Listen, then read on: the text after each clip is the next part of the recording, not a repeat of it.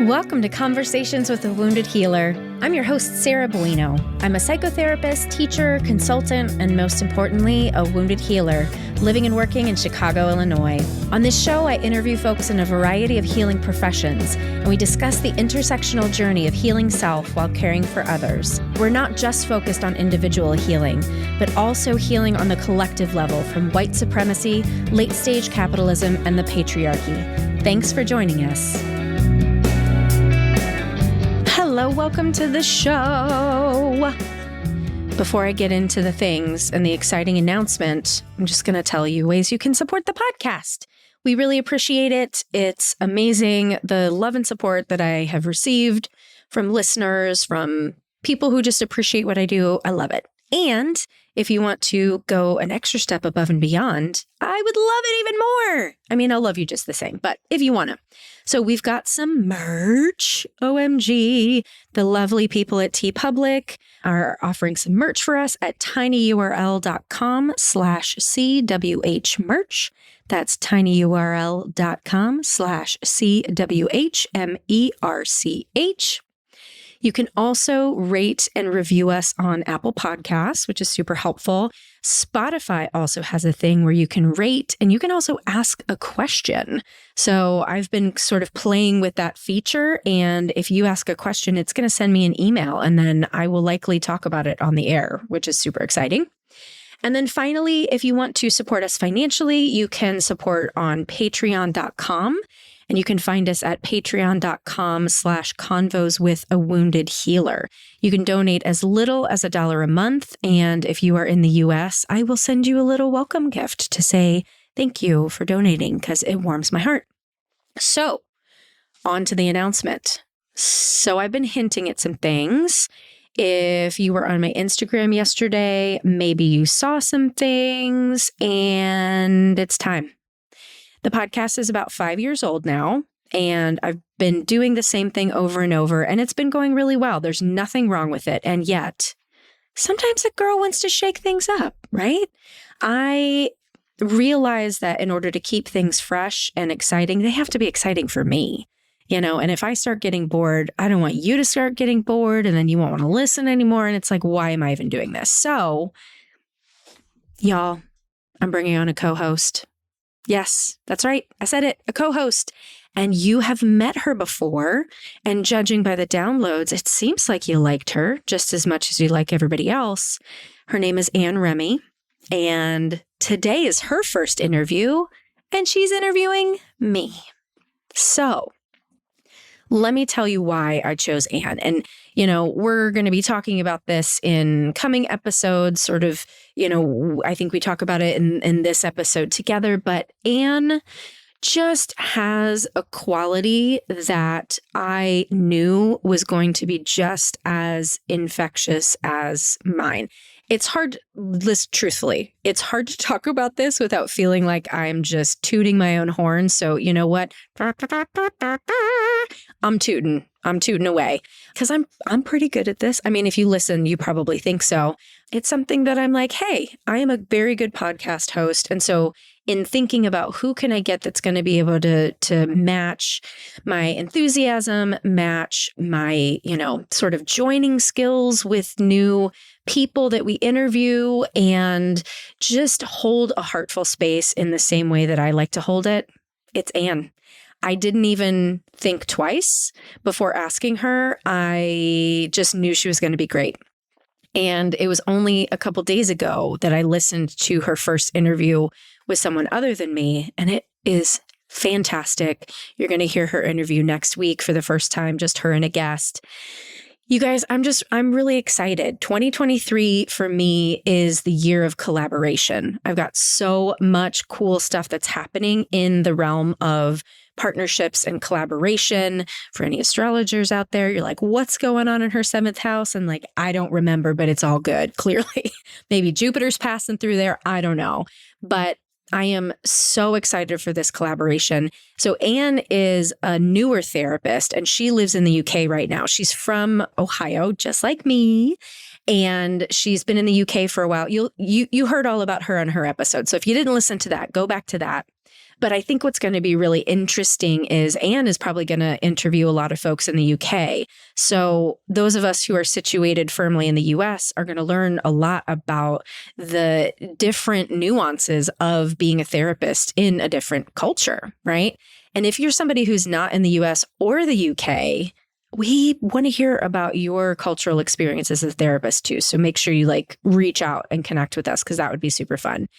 But I think Anne offers a really interesting lens. Being a new therapist, I had a supervisor once say that he loved working with interns because they would ask questions that as seasoned therapists, we forget that they're even questions. And that's one of the things that I love working with students. And it forces me to sort of break down the stuff that I'm doing in order to teach it. And that's what I want to do to support Anne. She is a fully functioning, amazing therapist in her own right and newer in the field. And so I want to lift her up and help her create whatever incredibleness that is going to come her way, because I don't know what her chart looks like either, but Jupiter has blessed something with her. So you're going to hear Anne. So I know that change is hard. If this happened to me as a listener, I'd be like, what? Who is this person? I'm not interested in this. I only want to listen to the regular host. That's why I come here. But I don't know, you guys. I promise. I would be hard pressed to imagine a person who's not going to fall in love with Anne very, very quickly. So if you don't love her, I'm sorry, but I just don't see it happening. I think we're going to be okay with this change. I think we're going to be more than okay. Who knows? She and I started talking and we were like, what are all these things that we could do? I don't even know. I have always run my career in I'm looking towards the future. I'm looking at what's been happening. I sort of look at trends, what I see going on. And then I just have faith, right? I do what feels good in a measured way, right? Not reckless, but in a measured way. And somehow it's worked out. So I'm going to trust that this decision is no different. So please enjoy Anne interviewing me, who needs no introduction. I mean, I guess you already know who I am. So here we go, off to the races with a co-host. Thank you for moving and changing and growing and expanding with us. And I can't wait to see where this journey takes us. Therapists who are new grads, I have an offer for you. Being a therapist is not for the faint of heart, especially in our current global circumstances. And in order to develop into a grounded and seasoned clinician, early career therapists need support to learn how to care for themselves while working with clients. I've created a group offering for new therapists who want to build a solid foundation for their career. This process/support group will explore the themes of professional identity, the hazards of psychotherapy, burnout, compassion fatigue, and wellness, all within the context of liberation and social justice. We'll meet twice a month for 6 months on Zoom. You can also get CEUs generously sponsored by Chicago Compass Counseling. The group will start as soon as we generate enough participants. Therapists who have less than 2 years postgraduate experience are welcome, whether you're a social worker, counselor, psychologist, or marriage and family therapist. For details and to begin registration, visit tinyurl.com/new therapist group.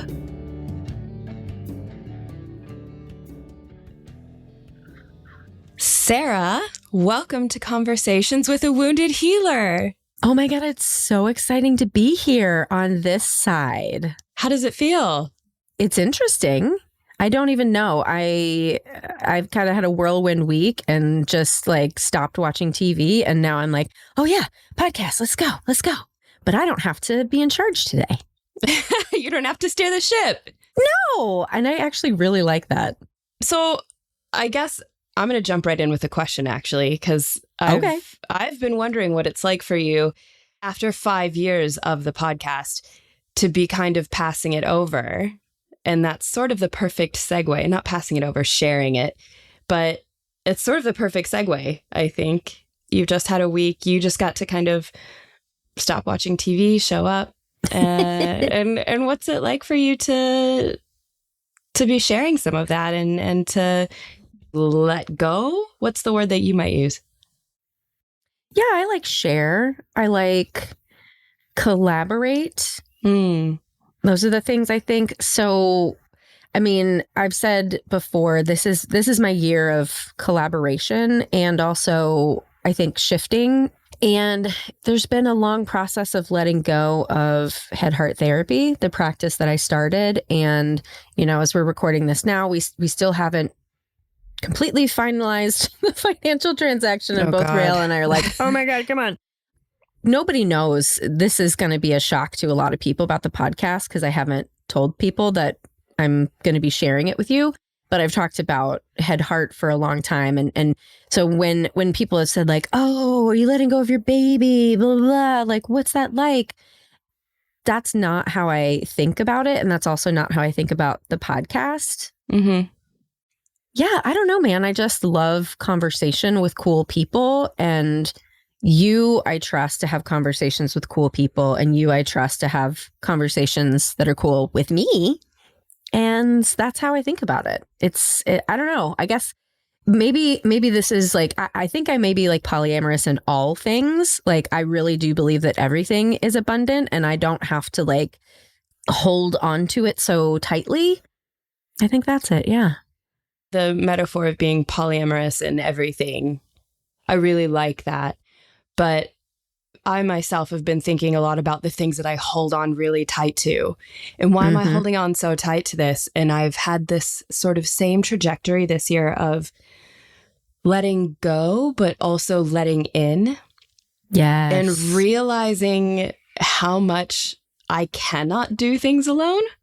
Yeah. Mm-hmm. As much as I may want to, as much as that has served me in many ways. It's been a really great survival response, but it's not particularly helpful in a lot of things anymore, but it's a really hard one for me to let go of. And I think that something I was reflecting on the other day, specifically about joining you in this podcast, is I think as I've listened to your episodes, one of the words that always comes to my mind is generosity. Aww. I think you're very generous with your guests, with your listeners. You give a lot of yourself, and that's so clear. And you're very generous in being vulnerable and sharing what's going on for you and where you are. And it's a bit intimidating to be joining that.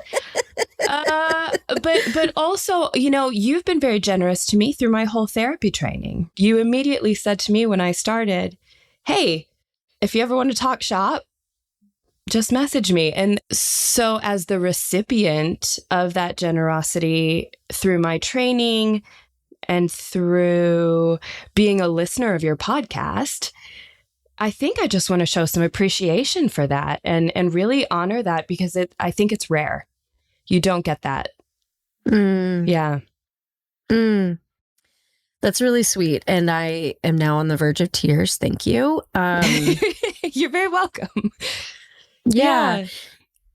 Well, I'm sure I've told this story before, but since it's been, 200 plus episodes, who knows if you've heard it, but I have a mentor named Bob Carty. And right when I started my private practice, I think maybe I don't remember the trajectory of things, but at any rate, I wanted to continue to do groups because I didn't want to leave working in a treatment center because groups are my favorite modality. And so I wanted to continue to do that when I started private practice because I knew I would be like bored just being alone in my office all day.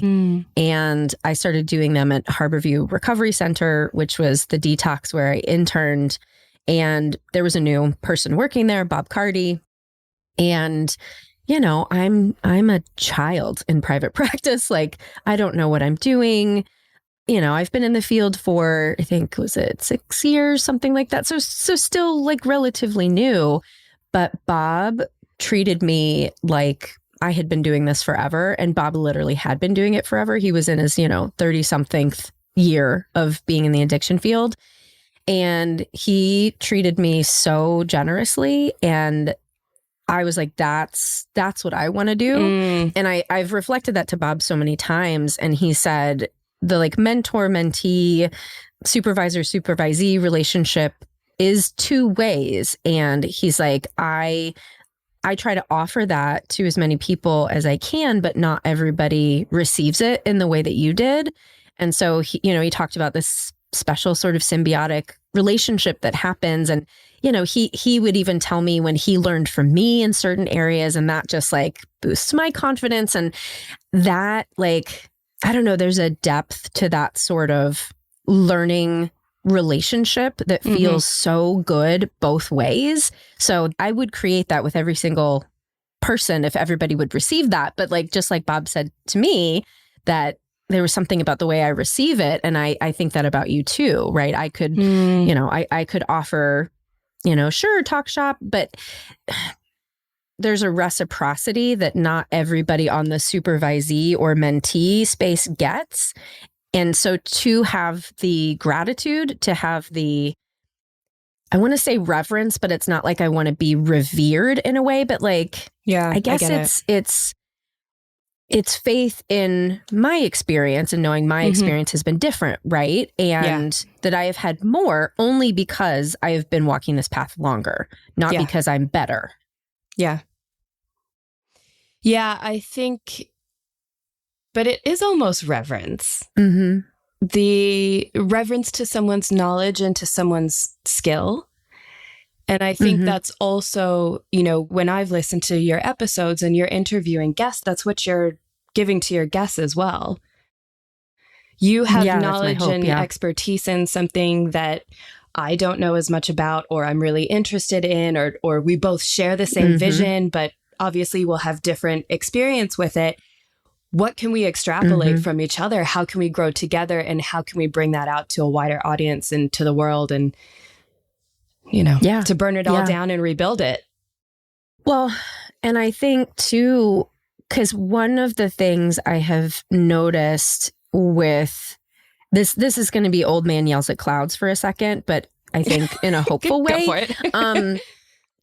About the newer generation of therapists. And there's, so what we've been experiencing in the US with quiet quitting and the labor movement and all this sort of stuff, I think in a black and white way has not necessarily served everyone, because we need more workers' rights, period. But the way that seems to be showing up is a lack of reverence for people who have been doing this longer. And it's interesting that like when I introduce my students to people and I'm like, okay, so I never used to have to tell people how to email someone and how to defer to their schedule to show some humility.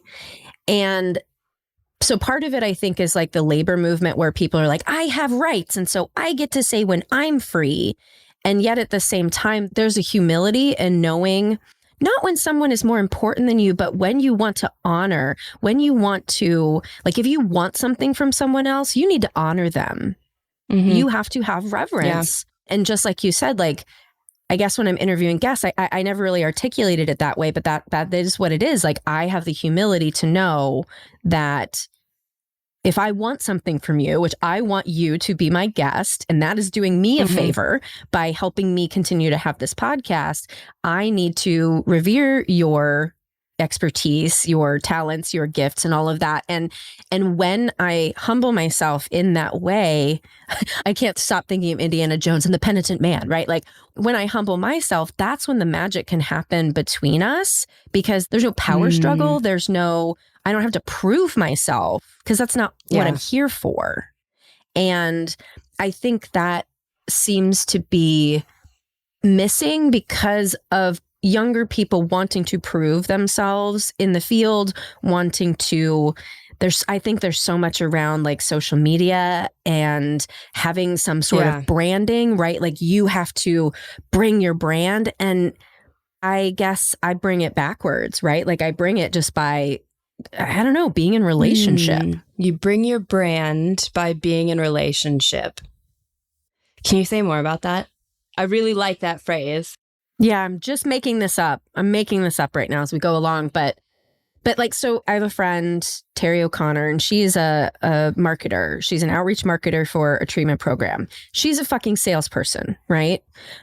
But the way that Terry has always done sales is through relationship. I know that if I call Terry and I have a client who needs to get to treatment, Terry's not just going to send somebody to her treatment center because she needs to make the sale.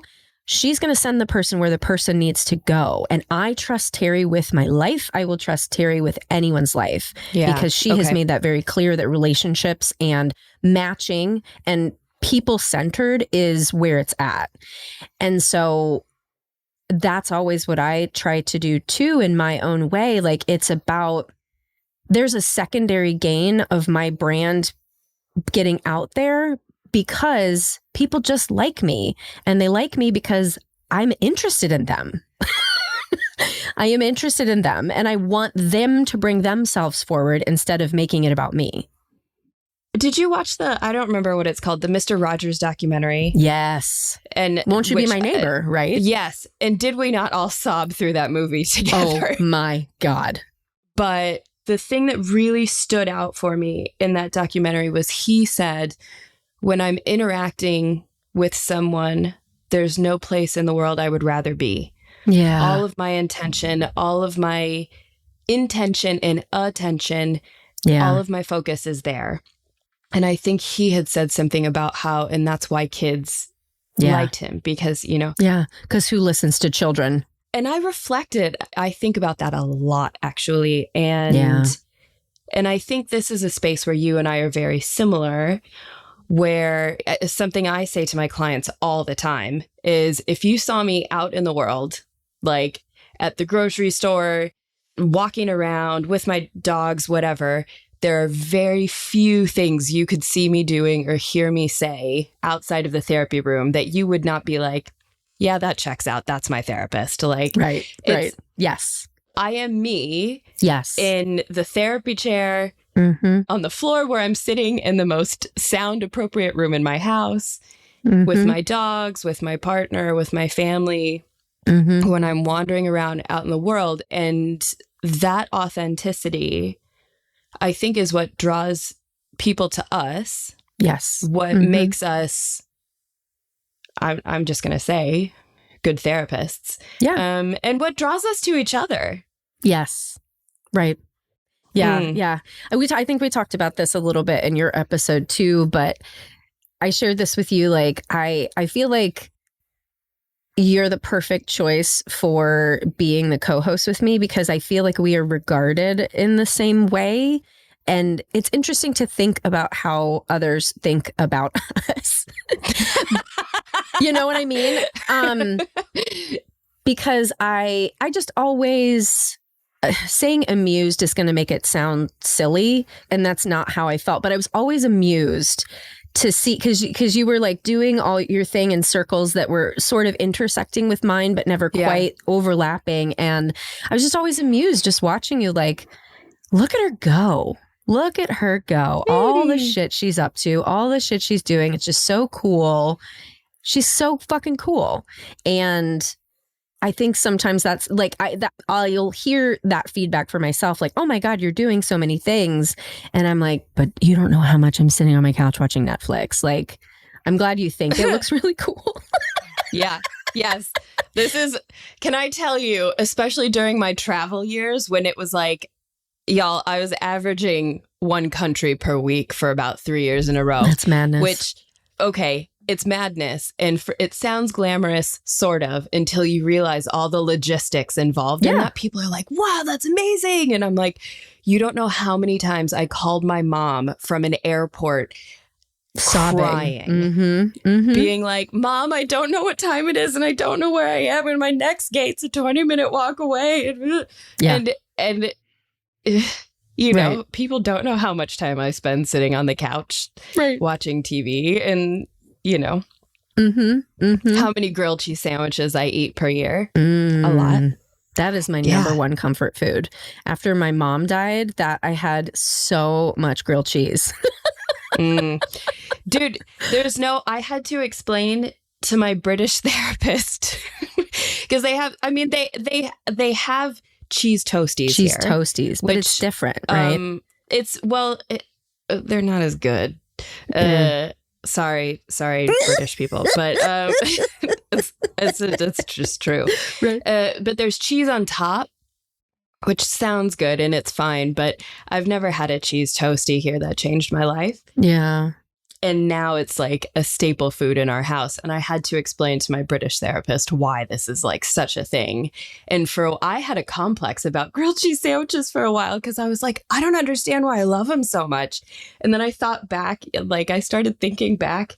And I'm like, all of my comfort foods throughout my life have been some combination of bread, cheese, and tomato. So, oh, precisely. Yes. Yeah. Mm-hmm. I don't know if that's an American thing or what. Or an Ohio thing.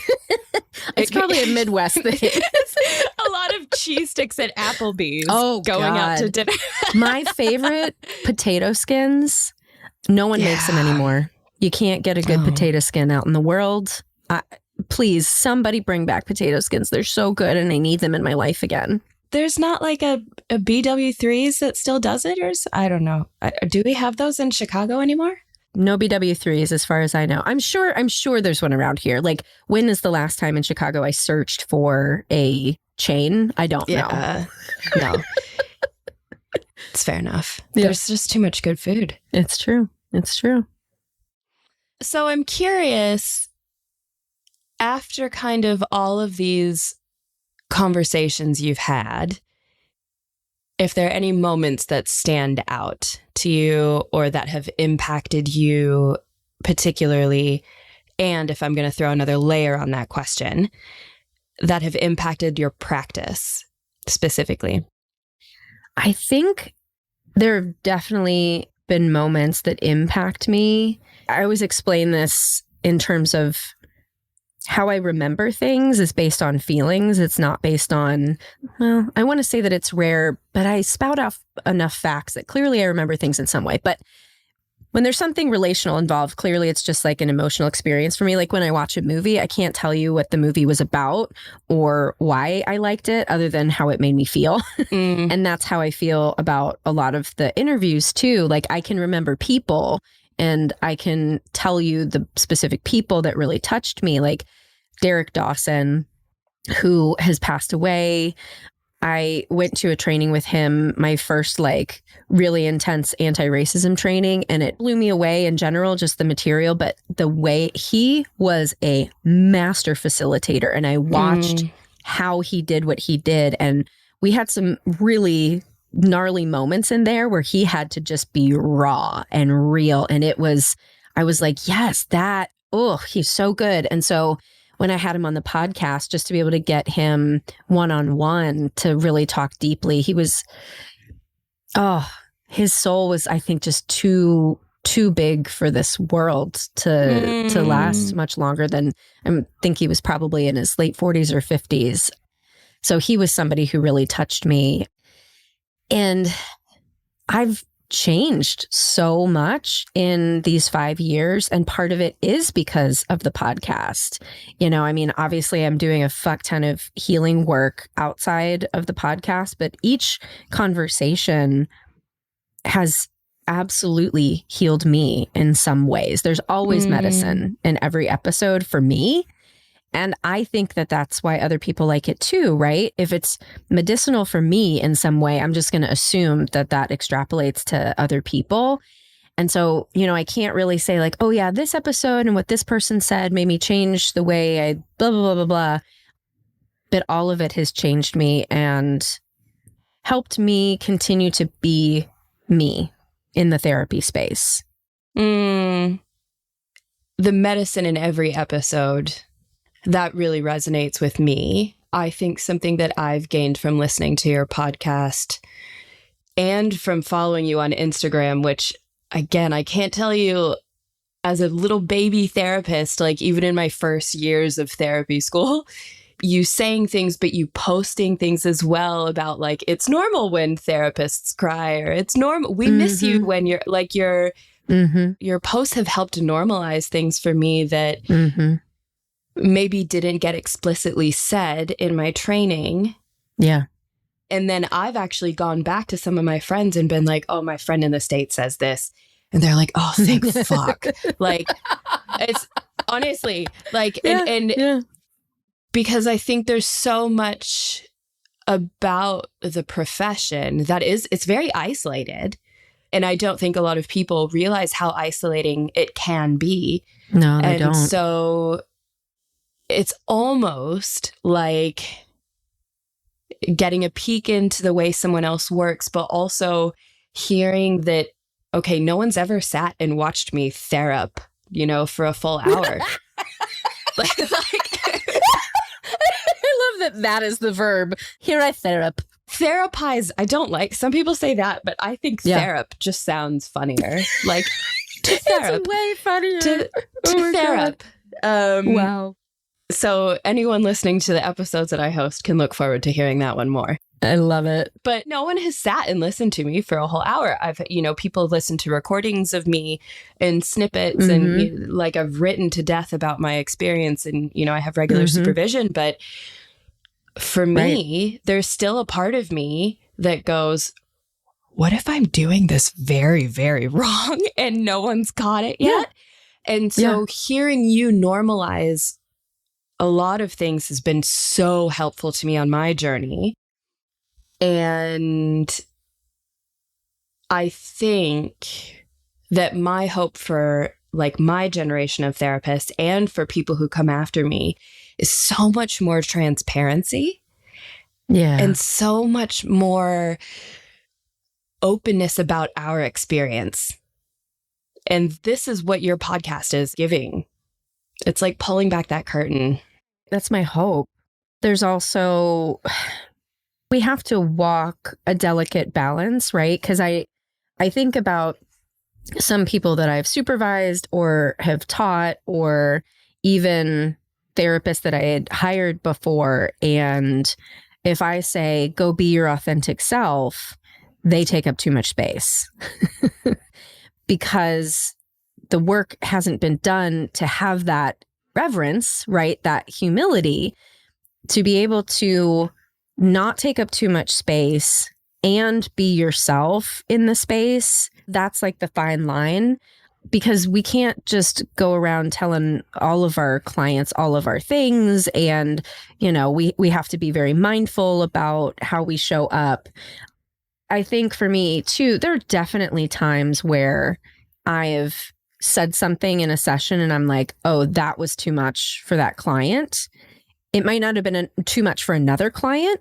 It may have just been too much in that day, right? There's so much involved in like really being able to attune to the client to know that fine level of internal shift, right? Maybe it's a nervous system thing, or I don't know exactly what it is, but I guess I'm realizing that being able to tune so finely to somebody else's experience is unique.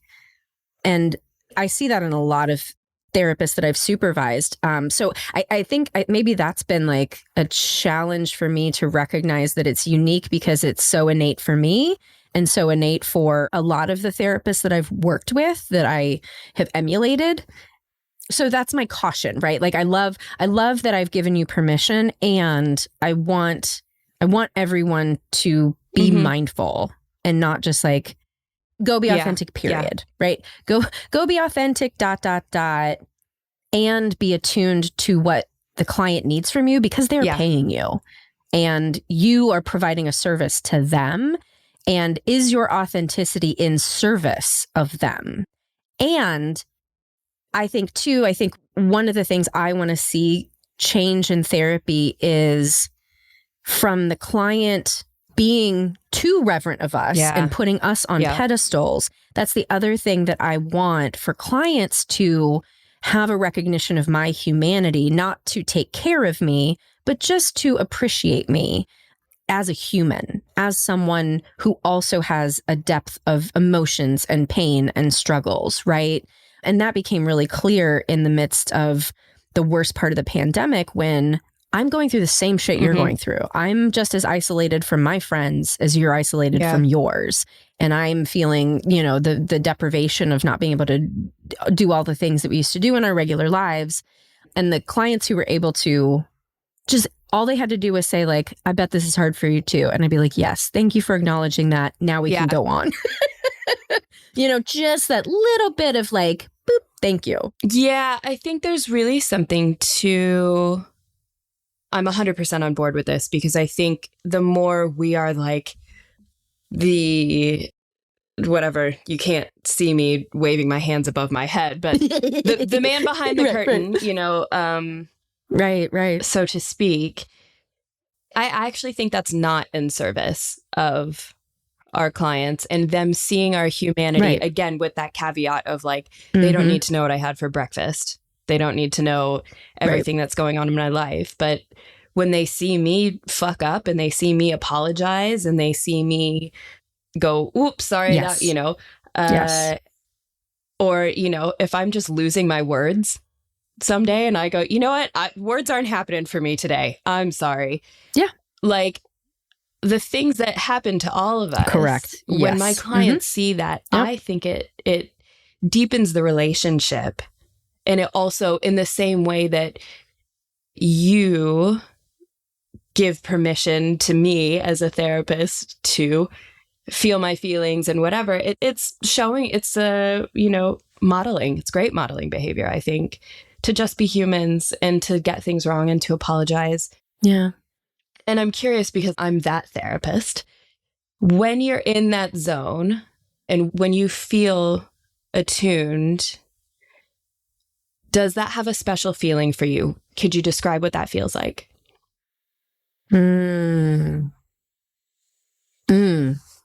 I?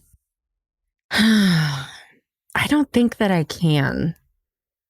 I think, now I'm going to get super woo-woo with it. Like, I think that all of us are intuitive in many different ways, right? And like from a classic psychic sense, they talk about the clairs, all the clairs, like clairsentient, clairaudient, clairvoyant, right? All of these different things. And I've recognized that I'm clairsentient. It's just a knowing that comes inside me. And so what often happens for me is I will ask a client a question, and especially when it's around emotion, I am almost never wrong.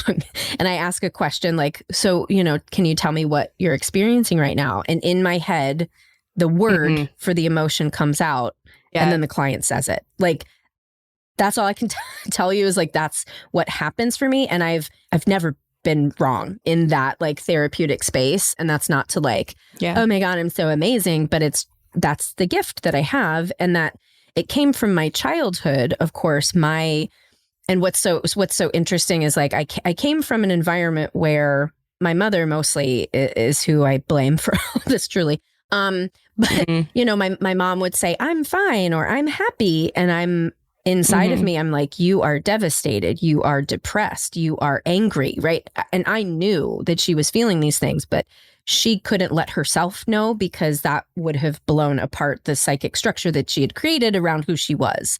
And in my real life, I've recognized that when I meet these people and I potentially become friends with these people, or romantic relationships or whatever, like, I cannot be in a relationship with that person if you disavow your own feelings, because I know, I just know you can't fool me, even if you can fool yourself.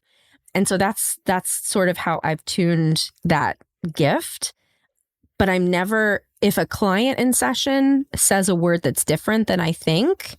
Yeah. I don't say, no, you don't feel that. Actually, this is what you're feeling. Instead, what I would say is, oh, that's interesting. What was coming up for me was blah.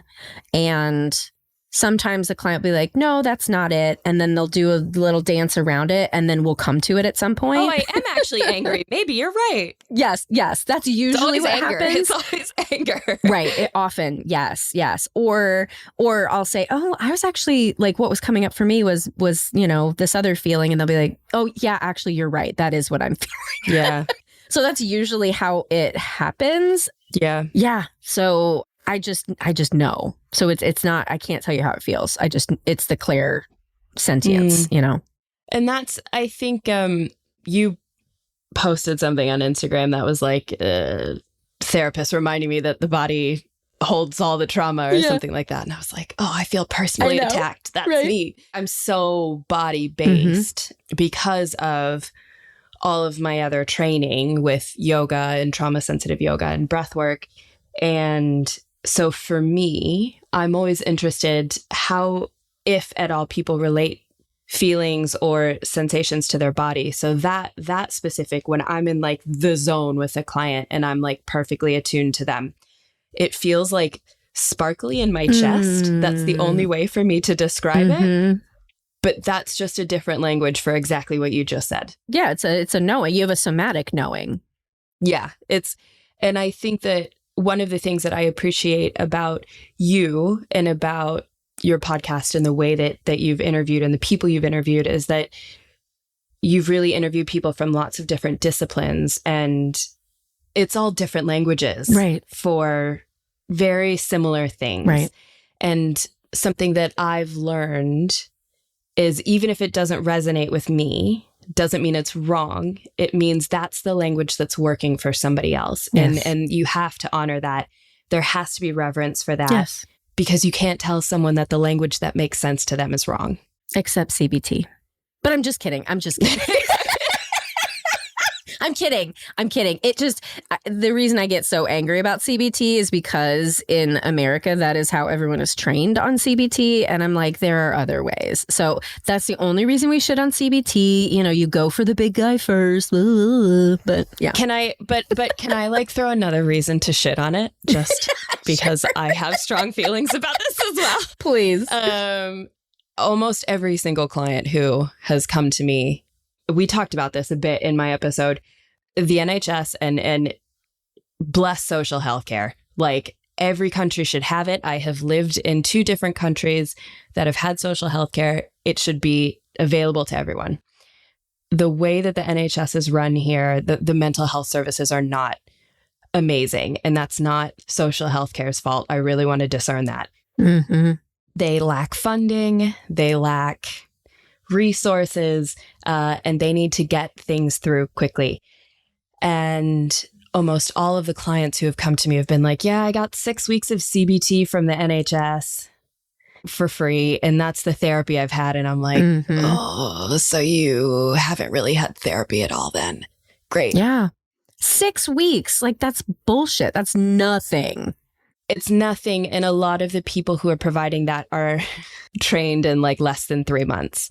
Right. I think I looked up the process to train to do that specifically for the NHS, and I was appalled. And if anyone who is listening wants to tell me otherwise, I'm really happy to hear that I'm wrong on that. But that's been my experience. And so people have come to me saying like, yeah, I had 6 weeks of CBT and I think I'm worse. And I'm like, great, cool.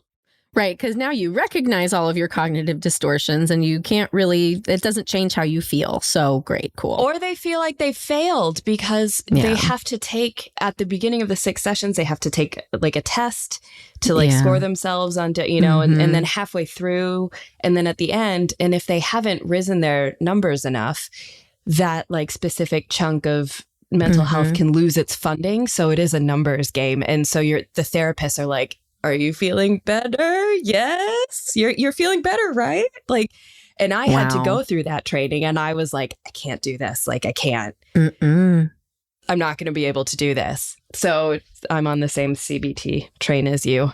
And if anybody wants to fight me on that, I'm quite happy to be proven wrong or just have that discussion. So have you listened to my episode with Charles Small? I actually just started it the other day, and I was walking to yoga class and I was like, I can't do this before I go do yoga because I'm going to get so and I had to turn it off because it was like right from the start. I was like, oh. So no, I have not That's finished so that episode yet. That's really, really funny. Yeah. It helps. I like Charles's approach is what I will say. But I think not everybody who practices CBT has Charles' approach. And that's my beef. And that's fair. Yeah. I have the same beef in general with counselors and therapists who don't all practice as safely as I would like, but I also don't make the rules. And it's important for me to remember that.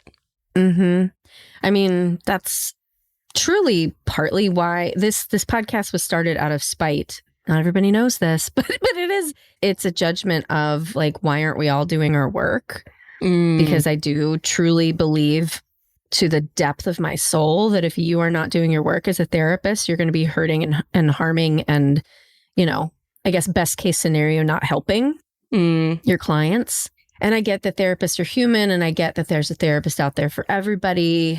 But I don't know. What makes me so upset is that we don't have a culture where people can be brave enough to do their inner work, right? And I think it is capitalism, white supremacy, and patriarchy. And that, I've recognized how trite that probably sounds to people who haven't been doing that internal work as well, right? Like I'm sure that someone listening will be like, it's just another like feminist, anti-capitalist, but like, no, I'm trying to learn, I'm trying to like live this because I recognize how harmful it's been for me, how harmful it's been for my clients. And I think super harmful for our industry, right? Like I just posted recently, you probably saw, BetterHelp has to pay $7.8 million to its users for mining their data.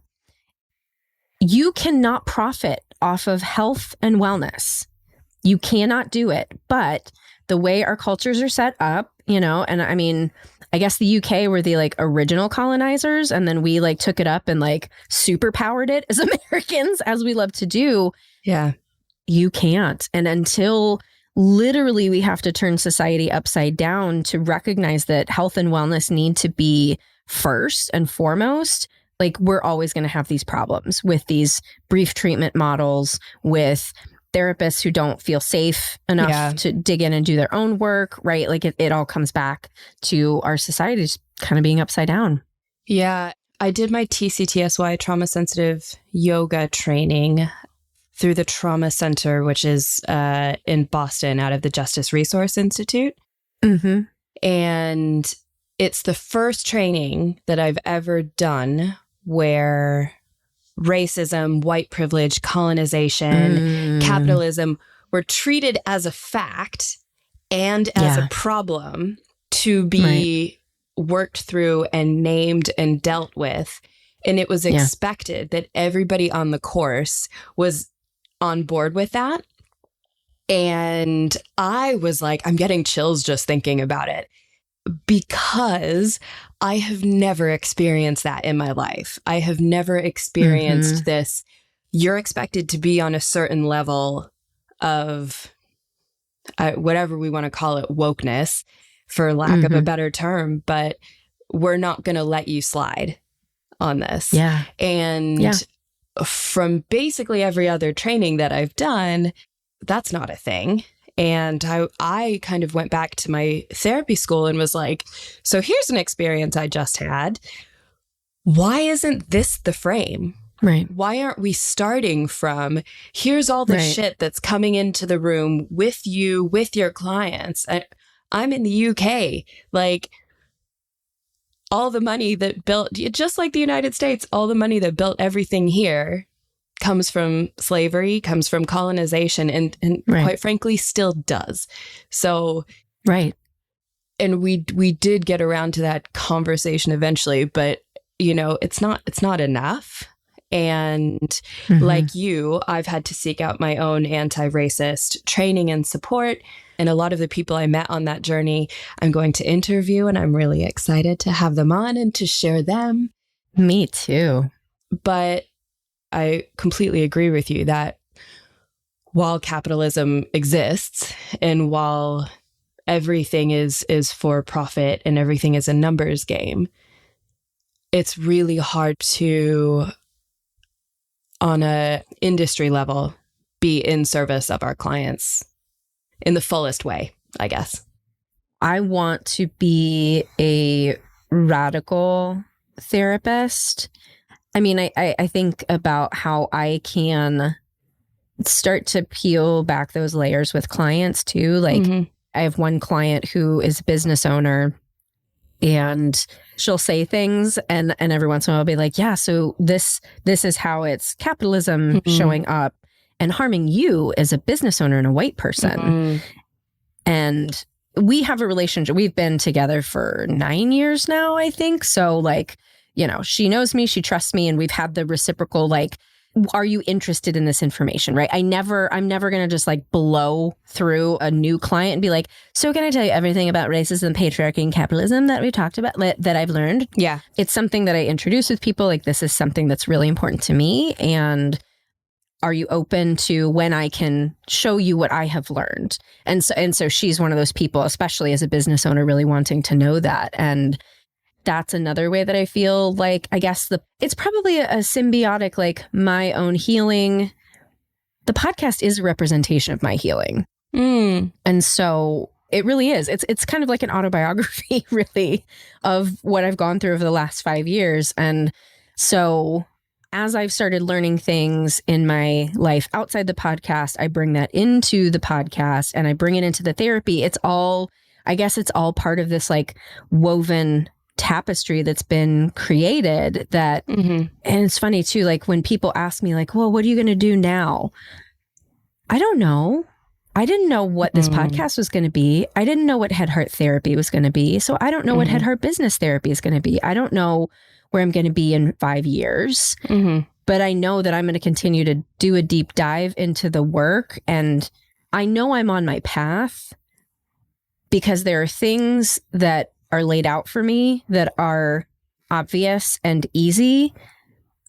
And when I say easy, it's not like everything comes to me and I just manifest everything. I can manifest like a motherfucker because I know I'm on my path for healing in this lifetime. And, you know, I can't say, you know, for someone who has had a lifetime of more struggles, I can't tell you why that is. I don't know if that's your path. I don't know if you're on, I can't tell you, but I don't even remember how I started talking about this, but here we are. And that's the other theme of the podcast is I don't know what we're talking about, but it ends up being pretty cool. But I think that in and of itself is like, we don't do enough stuff just for the heck of it, right? And I think when we have conversations, they have to have a specific outcome or an agenda or a, you know, and so just kind of letting things evolve, which you've done with this podcast and with your career, and it's taken you to like the next cool step. Like, oh, I'm going to do this now. Yeah. Not like it was so like flippant of a decision, but, you know, here's what feels right for me now. And as you say, I think there's really something to this. I really believe, and I'm not a particularly spiritual person, but I think I don't believe that. So we're gonna have to talk more about that. Okay, because that is you vibrate on that level. But go on. Okay, so I think, and I also recognize there's a lot of privilege in saying this, and I'm always willing to be challenged on this. But I think that when you are on the path you are supposed to be on, things will naturally kind of come your way. And again, not like someone's just going to drop a huge chunk of money in your lap so you can open your own company or whatever, but the opportunities will arise. Or maybe you're just more aware of the opportunities being there because you're on that path. There's something in this realm of like, when you're on the right path, the right doors open if you're open to it. And I also think, because from the outside, I'm sure plenty of people can look at what I've done, what I've created, and think, wow, she's successful. But if you've listened to the podcast for 5 years, you've heard me fail spectacularly. And the way that I frame it, and this is where it gets hairy, right? And you talk about privilege. I can't tell you what your spiritual path is. I can't tell you what is right for you. I cannot do that. Like, it's one of the fights I'm having with my consultant around me being a consultant now. She's like, you have to tell people what are your deliverable outcomes as a consultant. And I'm like, I cannot do that because it's up to you if you're going to do the shit. I will have opportunities for you. But if I am attached to somebody's outcome, I can't do that, right? I can only be attached to my own outcome. So the way that I think about my life, my opportunities, how I manifest the path that I am on, every choice that I make, whether it is capitalistically successful, right? Whether it is observably successful or not, for me is success. Because when I think about the relationship that destroyed me that helped me recognize I was a sexual abuse survivor and heal from that, right? Like one of the most painful experiences in my life, but I needed it to be where I am now. The business partnership where I had a friend completely betray me and I wanted to kill myself at that point because I thought like, I have backed myself into a career move that everyone's going to think I'm a fucking fraud and a failure if I back out of this. But I did it. And I learned a lot about power and how to be more in right relationship with power and focused on the quote unquote, like right things in business. Those quote unquote failures helped me be who I am, right? Like I have a client who one day said to me, like, I am so glad that I am an addict because I never would have become the person that I am if I hadn't gone through recovery. Like that's how I feel about this quote unquote right path. So I never want someone to listen to this and think that I have it easy. Yeah. Because it's hard and it's hard work. And yet the quote unquote right thing continues to show up for me because this is what I am supposed to do in my lifetime. But I cannot tell you what you are supposed to do in your lifetime.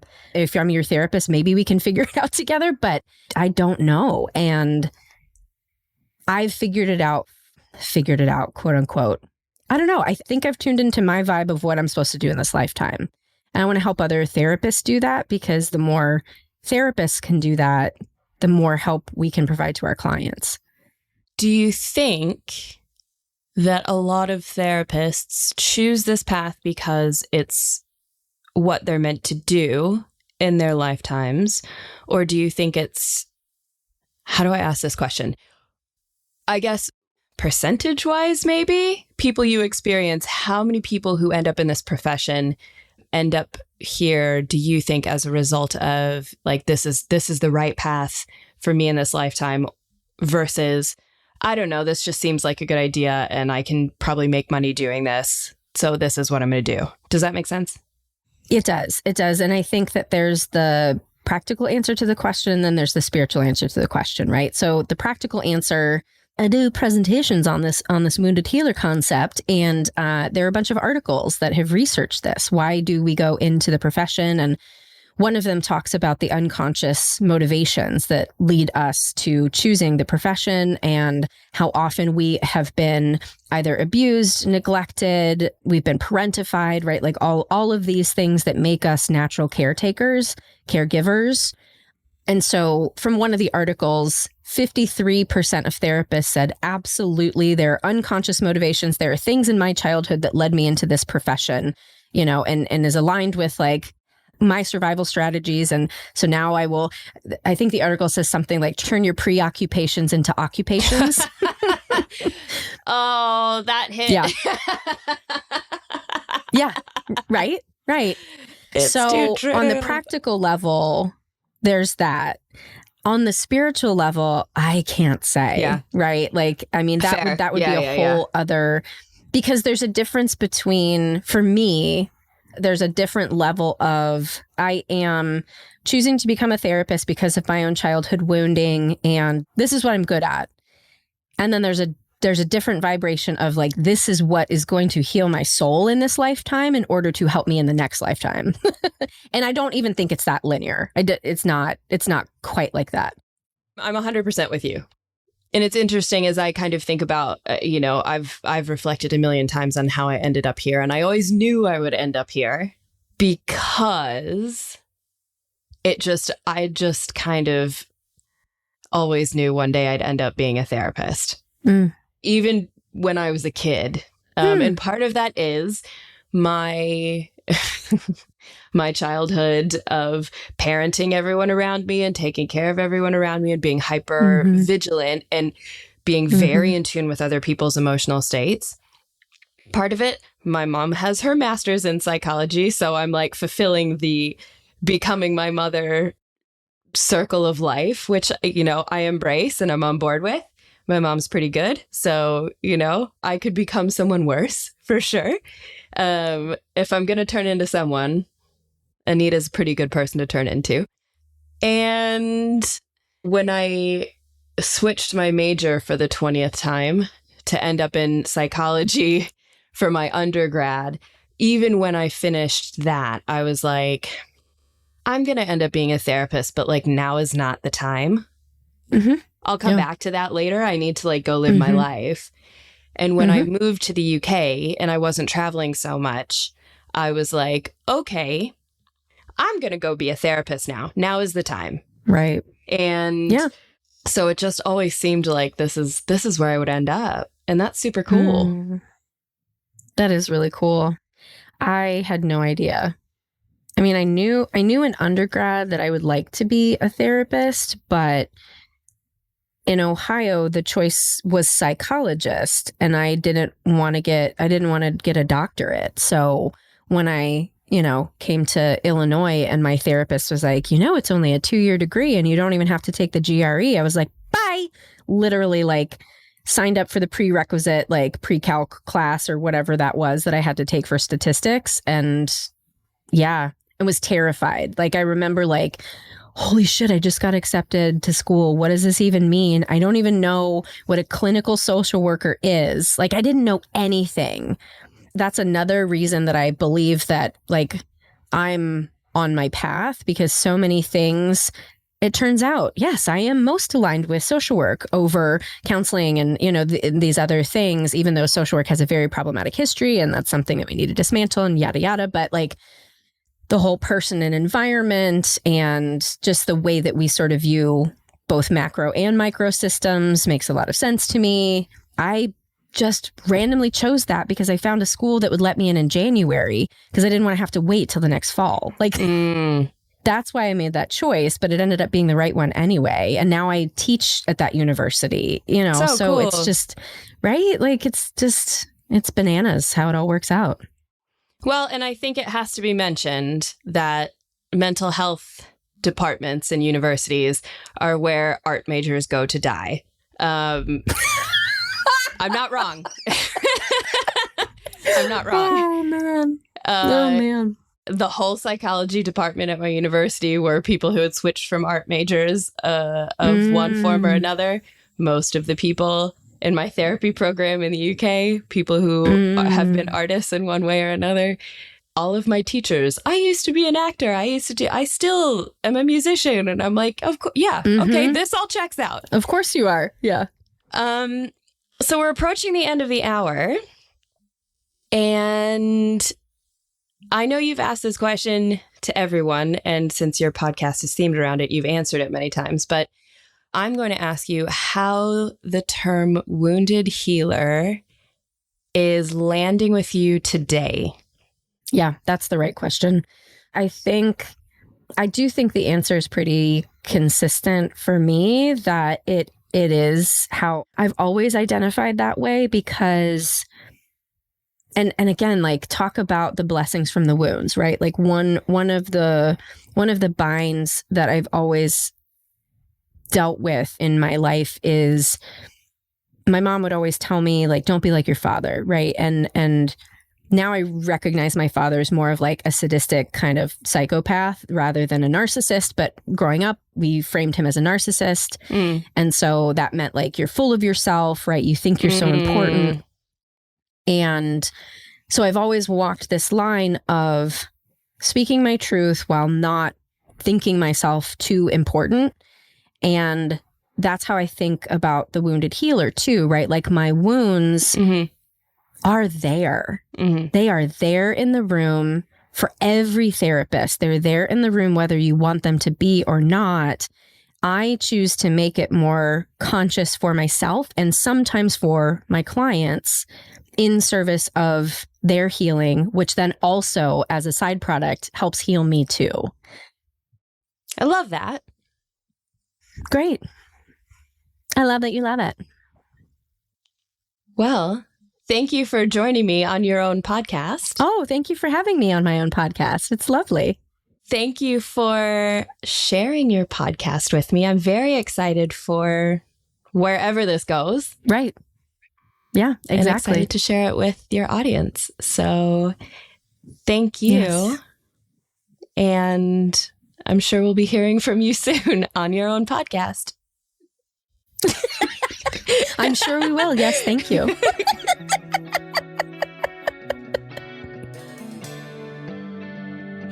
Sarah Buino. And I'm Anne Remy. Thanks to our guest for an amazing conversation today. To find out more about today's guest, you can visit www.headheartbiztherapy.com/podcast. You can find Sarah at Head Heart Biz Therapy on Facebook and Instagram. And you can find Anne at Spare Room Wellness or spareroomwellness.com. Thanks as always to Andrea Klunder and the Creative Imposter Studios for editing, to Liam O'Donnell for the album art, and to Ben Mueller for our theme music. Until next time, bye-bye.